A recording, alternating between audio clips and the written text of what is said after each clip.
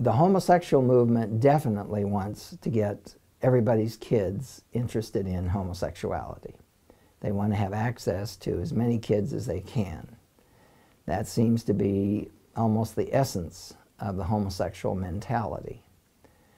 Recall all the way back 300 years before Christ, Aristophanes noted that those into homosexuality gravitated toward youth, to boys.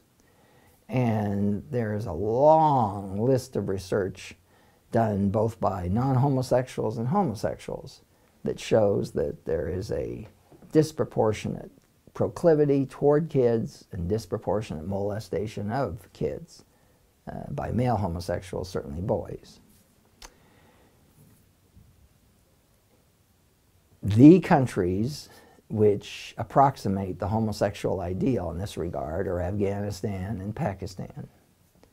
In these countries, any boy without serious parents, or parents with, let us say, at least some money, some influence, is at hazard, if he's attractive, of being taken for the sexual use of the upper class, those warlords or people with money or people with status.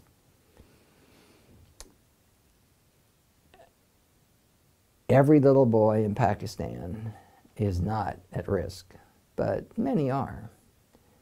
And just 3 or 4 years ago, the minister in charge of education in Pakistan, Punjab at least, said over half of the kids in madrasas are sexually abused. So that's a big chunk of what's going on, and explains why homosexuality is so rampant in both of these cultures.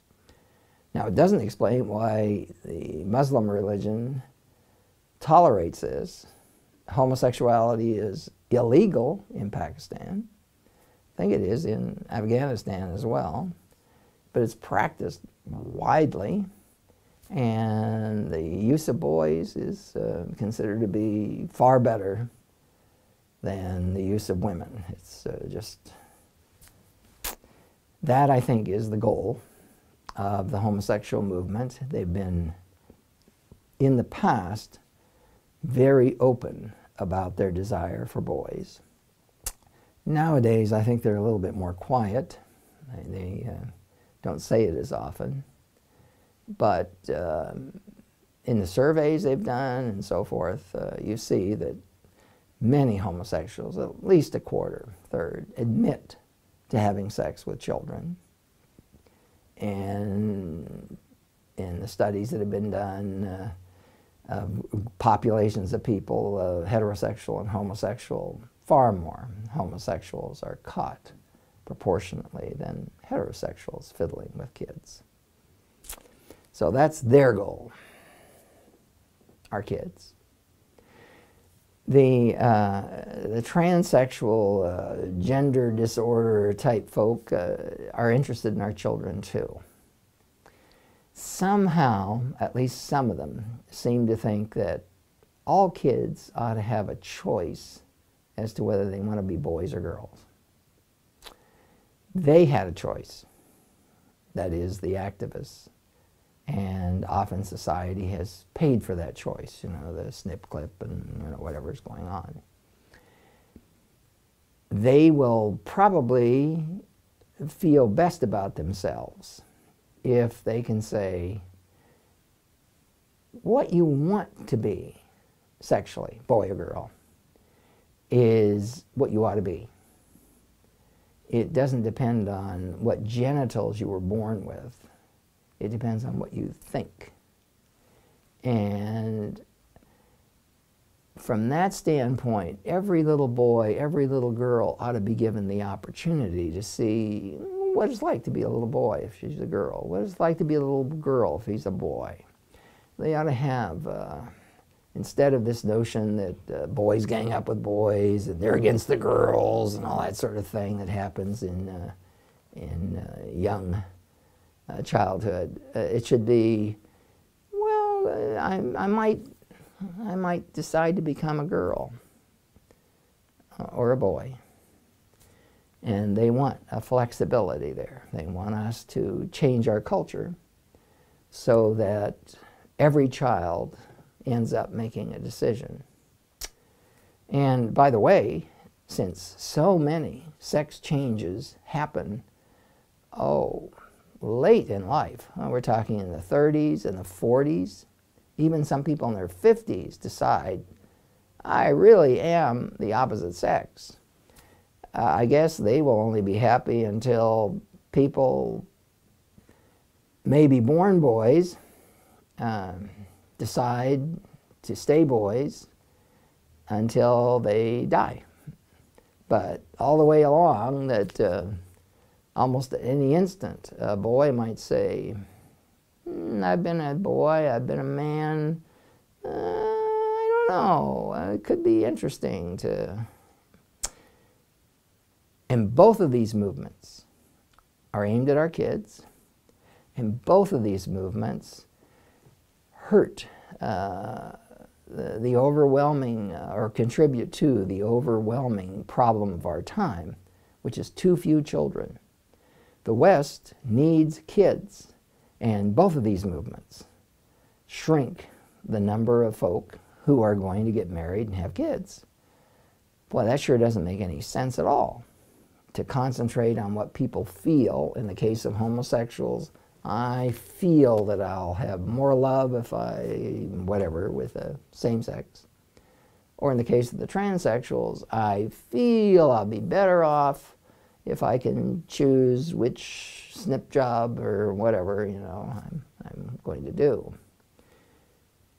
Here we have the West with a declining proportion of children. We need everybody that can to get married, to have kids, to raise those kids. And instead, this is occupying a great deal of our intellectual and time and our energies, worrying about whether people have thought about and seriously considered, do you really want to be a girl? Do you really want to be a man? Have you thought seriously about being a woman? There are confused people in every society, and I think in our society, maybe more. And certainly this is going to induce, and is inducing, many more people, not a majority, we're talking about a small fraction, but to take this up, to think, maybe I am, and so forth. And it's very expensive. You're looking at $50,000, $60,000, $70,000 for the clip and snip. It wipes them out as far as bearing children. If they already have kids or they're already married, it disrupts that relationship enormously. It disrupts their job, their contacts, and so forth. Frank goes home, and next week he shows up as Doris, and whatever. That's nuts. For the homosexual, likewise. These are people that, generally speaking, two guys, two gals cannot make a child. And the evidence is when they raise children, and they do, they don't do as good a job. The children don't turn out as well. So the goals of these two movements are antisocial. They're personally disruptive. They're socially disruptive. And I would think a sane society would say, if we didn't have this problem with too few children, maybe we could entertain some of this. But we have this problem. We have this declining demographic. We need kids. We don't need a bunch of confused adults. Adults confused about who they want to have sex with, or adults confused about what sex they are. Let's get rid of this stuff. Move on to something important. Now one must remember that the notion that homosexuality and that those desires is a disease that you need therapy to cure is something that psychiatry believed 70 years ago. reparative therapy per se, at best, does rescue some small proportion of those who come for treatment. But other therapies with different notions have about the same success rate. And for Wheeler Woe, when people are into homosexuality, most of them are difficult to change. As C.S. Lewis said, sexual problems are often intractable. But they're not totally so. So part of what homosexual activists have against reparative therapy is not that it doesn't work very well, it doesn't, but that it even works at all, that it says you can change.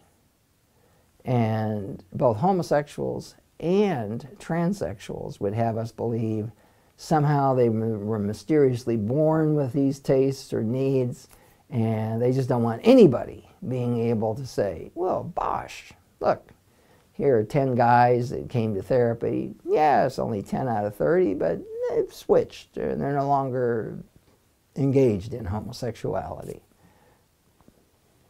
Yes, here are 3 or 4 people out of the 10 who came that they've given up the idea that they need a sex operation, sex change. So that's, I think it's ideological rather than scientific.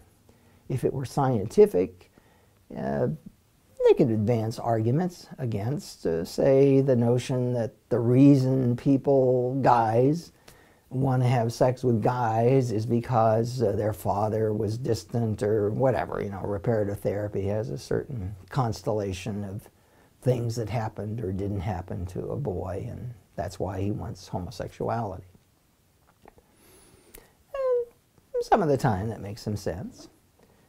A lot of boys who are seduced become enchanted by, fixated on, interested in homosexuality. I think of a lot of reasons, that's probably the prime one. It's not the only one, and it doesn't account for a majority, but a very large minority of all the men who are interested in homosexuality. It goes from men to boys, and then from those boys become men, boys, and so forth. You know.